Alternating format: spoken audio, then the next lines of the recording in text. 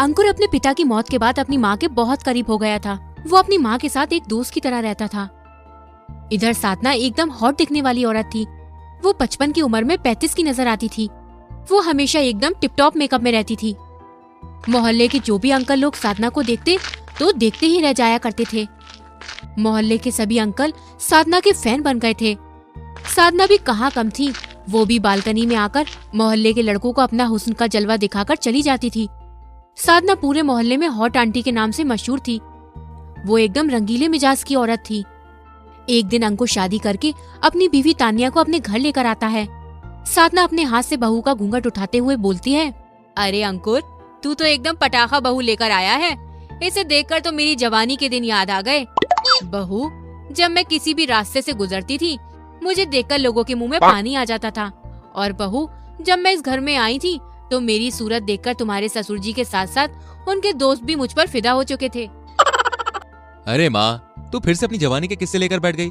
आपकी जवानी के चक्कर में कहीं हमारी जवानी यहीं खड़े खड़े बीत ना जाए। हमें जाने दो माँ, आज हमारी सुहाग रात है। बेटा, इतना उतावलापन अच्छा नहीं है। अरे माँ, बस भी करो। ये देखो तुम्हारी बहू कितनी देर से खड़ी है। ठीक है बेटा, तुम अंदर बहू को लेकर जाओ, मैं तुम्हारे पिताजी से बात करके आती हूँ। फिर अंकुर तानिया को अपने कमरे में ले जाता है। अंकुर रोमांटिक होकर गाना गाता है, लग जा गले के फिर ये हंसी रात हो न हो। तभी तान्या बोलती है, ये माँ जी को भी इस उम्र में भरी जवानी के दिन याद आ रहे हैं। इस उम्र में भी अपनी जवानी को जाने नहीं दिया है उन्होंने। अरे यार, माँ ना थोड़े खुले विचार की औरत है। उनकी शादी के 2 साल बाद ही पिताजी का देहांत हो गया। उनकी जवानी की कई इच्छा अधूरी रह गई, इसलिए कभी कभी उन्हें अपनी जवानी के दिन याद आ जाते हैं। क्या ससुर जी टपक चुके हैं? तो माँ जी किससे बातें करती हैं फिर? अरे वो पिताजी की फोटो से बात करती है, और कोई बात नहीं है। बड़े अच्छे घर में शादी हुई है मेरी। यहाँ सभी खुले खुले लोग पड़े हैं, कहीं मैं भी यहाँ खुल न जाऊँ। अरे माँ को साइड में रखो ना। अब चलो सुहाग रात एंजॉय करते हैं। मैं अभी कपड़े चेंज करके आती हूँ, तब तक आप तैयार हो जाओ। तान्या एक प्यारी सी नाइटी पहनकर वहाँ आती है। उसको देखते ही अंकुर रोमांटिक अंदाज में उसके करीब जाता है। तभी तान्या बोलती है, पहले लाइट तो बंद करो। अंकुर जैसे ही लाइट बंद करने जाता है तो खिड़की से झांकती अपनी माँ को देख लेता है और गुस्से में बोलता है, अरे माँ, तुम यहाँ क्या कर रही हो? क्या माँ? माँ कहाँ है?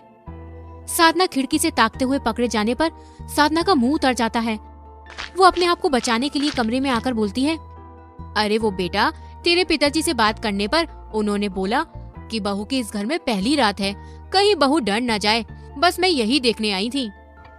हम बच्चे हैं क्या? अपना ख्याल खुद रख सकते हैं। आप कैसी हरकतों से हमारी सुहागरात तो होने से रही। आपका बेटा तो ये है, पर लगता है आप चाहती नहीं कि हमारा बेटा हमारी गोद में खेले, इसलिए आप प्लीज जाइए और जाके सो जाइए। अच्छा, मैं तो तुम्हारी चिंता में यहाँ आई थी। ठीक है, मैं जाती हूँ। साधना के जाने के बाद अंकुर बोलता है, आओ जान, थोड़ा करीब आओ। अरे तुम तो चुप ही रहो। तुम्हारी माँ जरूर किसी न किसी कोने से देख रही होंगी, इसलिए मुझे अब सोने दो और तुम भी चुपचाप सो जाओ। अंकुर मिन्नतें करने लगता है, पर तान्या उसकी एक नहीं सुनती और सो जाती है। अरे यार, माँ ने तो हमारी सुहागरात की बैंड बजा के रख दी। फिर सुबह होती है। तान्या अपनी सास के लिए चाय लेकर आती है। तान्या देखती है कि साधना पड़ोसी के शर्मा जी के साथ खूब हंस कर बातें कर रही होती है। अरे साधना जी, अंकुर हनीमून पर नहीं जा रहा क्या? तुम्हें याद है ना, जब हम लोग हनीमून पर गए थे तो हमने कितनी मस्ती की थी। हाँ शर्मा जी, वो भी क्या दिन थे। ये बात सुनकर तान्या चौंक जाती है और तान्या माँ से पूछती है, क्या माँ जी आप शर्मा जी के साथ हनीमून पर गई थी? अरे नहीं बहू, वो हमारे कहने का मतलब था कि जब हम घूमने गए थे तब की बात है ये। फिर तान्या अंकुर को जगाने जाती है। अंकुर, तुम्हें सोने से फुर्सत नहीं है। वाह, तुम्हारी माँ शर्मा जी के साथ अपनी जवानी के दिन याद कर रही हैं।